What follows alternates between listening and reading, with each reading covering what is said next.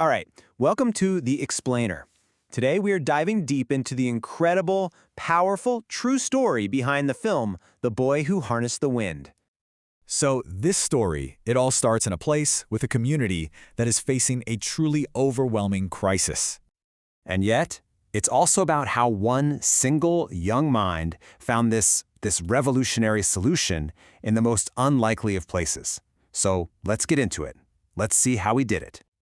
Okay, so our story begins in a village called Wimbe in Malawi, back in the early 2000s. And that's where we meet our main character, a 13-year-old kid named William Kamkamwamba. And you gotta know, this boy, he has a real gift for mechanics. You see, William is one of those incredibly curious kids, the kind who's always taking things apart and, well, trying to put them back together. But here's the thing. His world isn't about fancy circuits or schematics. No, it's a world of subsistence farming, where your very survival is dictated by the whims of the land and, crucially, the weather. His dad, Trywell, he really believes in education, but you can feel the pressure mounting.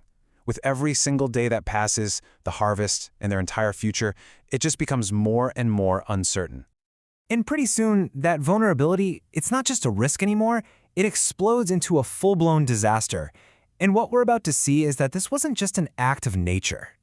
I mean, this crisis escalates with just terrifying speed. Think about it. A season that starts out filled with hope, it just ends in dust.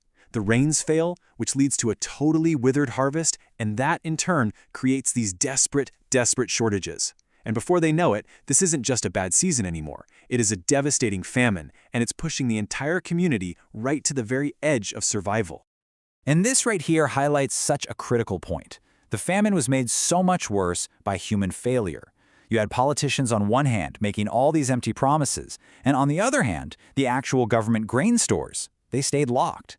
And then you have corrupt traders who are just exploiting the desperation, jacking up food prices to impossible levels. So you see, this wasn't just a drought, it was a complete catastrophe of neglect. So right in the middle of all this chaos, William's family, they just can't afford his school fees anymore. And just like that, he's forced to leave. He loses his official path to education at the exact moment he needs it the most. But, for a kid like William, being locked out of the classroom, that wasn't the end of his education.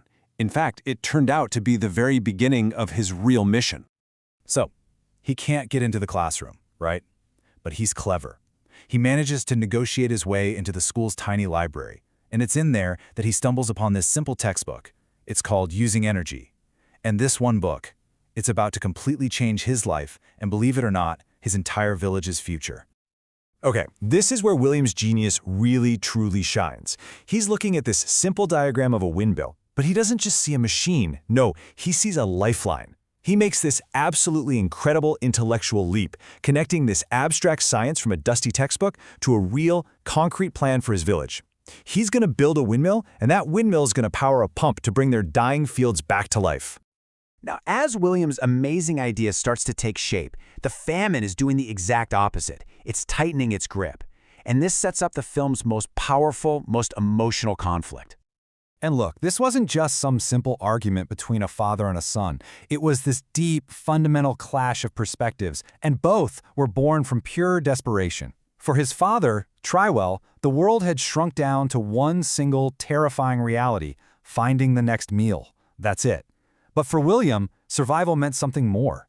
It meant looking past today and actually building a machine that could guarantee all their tomorrows. And this whole conflict, it comes to a head over one single object, his father's bicycle. See, to build his windmill, William needs parts from it.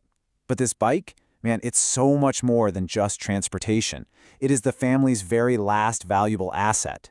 It's a symbol of what little security they have left in a world that is completely falling apart. So after this absolutely heart-wrenching confrontation, you've got the father's fear and his pride just colliding with his son's sheer determination. Trywell finally makes a choice.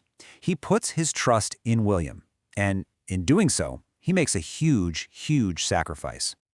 And with his father's blessing, using that bicycle frame as the heart of his creation, William gets to work. He and his friends, they basically become scavengers of hope. They start constructing this incredible machine from the literal debris of their community.